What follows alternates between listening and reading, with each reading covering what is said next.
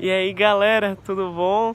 Aqui tá bem amador o vídeo, tá apoiado aqui numa mesa, tá bem amadorzão, mas mano, eu tô queimando pra compartilhar algo com vocês. Eu não sei quanto tempo vai ter esse vídeo, o que vai sair, só sei que eu tenho algo que tá queimando no meu coração e eu quero expressar aqui pra vocês através desse vídeo. Já falei muitas vezes, mas eu quero falar de novo que eu creio que a nossa geração é a geração que foi escolhida por Deus para colocar fogo na terra. A nossa nação foi escolhida, a nossa nação tem um destino profético para incendiar nações. Diversas profecias já foram profetizadas sobre o Brasil, que o Brasil seria celeiro de missões. O Brasil tem um destino profético muito forte. E tem algo que a gente precisa ter e precisa praticar para que todo o nosso destino profético venha à luz, que é a renovação da nossa mente. Lá em Romanos 2:2 fala assim: não vos amoldem com o padrão de pensar deste mundo, mas transformai-vos pela renovação da mente de vocês, para experimentar a perfeita vontade de Deus.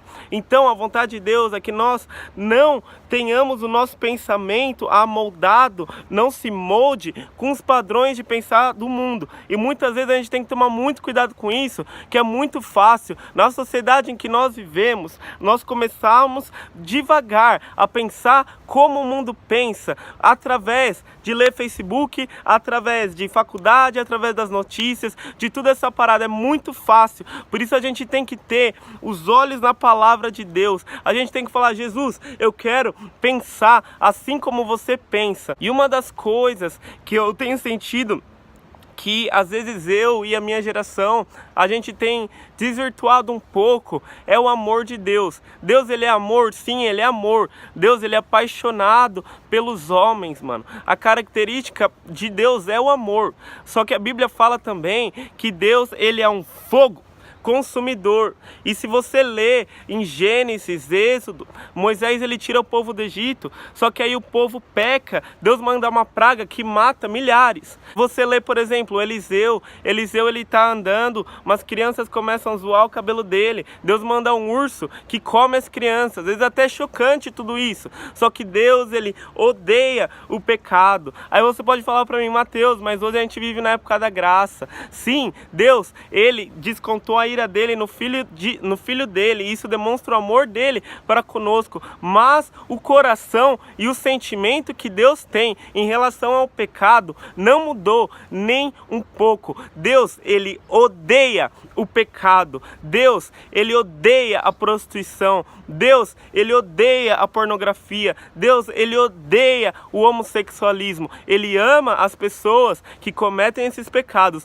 mas ele odeia o pecado. Só que muitas vezes nós, como cristãos, nós temos nos amoldado com o padrão de pensar desse mundo, com o politicamente correto, e o nosso coração não chora para com o pecado, não odeia o pecado, assim como Deus odeia. E eu sinto que Deus, ele quer restaurar isso na nossa geração, a gente odiar o pecado como Deus, ele odeia o pecado. E nós começamos a clamar pela nossa geração, a gente começa a clamar pela nação. Por muito tempo, profetas da nossa nação se levantaram, como a Valnice, Ana Paula Valadão, o pastor Ari Caetano, para jejuar e orar e pagar um preço pela nossa nação, para o aborto não ser institucionalizado, para o casamento gay não ser institucionalizado. Eles pagaram preço em oração, mas muitas vezes a nossa geração, que eu creio que é a geração que vai viver avivamento, a gente tem uma posição pacífica quanto a isso. A gente é um pouco politicamente correto, mas o nosso coração tem que clamar, velho, tem que chorar por causa disso. A gente tem que colocar o nosso joelho no chão e falar: Jesus, não, na nossa nação não, Jesus. Senhor, traz avivamento na nossa nação, que o pecado não seja legalizado, o aborto não seja legalizado, o casamento gay não seja legalizado na nossa nação. Eu sinto que Deus, ele quer derramar um fogo e uma responsabilidade de oração para nossa geração, para os adolescentes começarem na escola, escola, ter reunião de oração para clamar pela nação brasileira, para se arrepender pela nação brasileira. Eu sinto que Deus ele tem levantado uma geração profética no Brasil. Não é à toa que Jesus ele fala para a gente desejar a profecia mais do que os outros dons, porque profecia não tem a função só de edificar uma pessoa. Profecia também tem o poder de criar junto com Deus. Ezequiel ele profetizou sobre o Vale de Ossos Secos. O Vale de Ossos Secos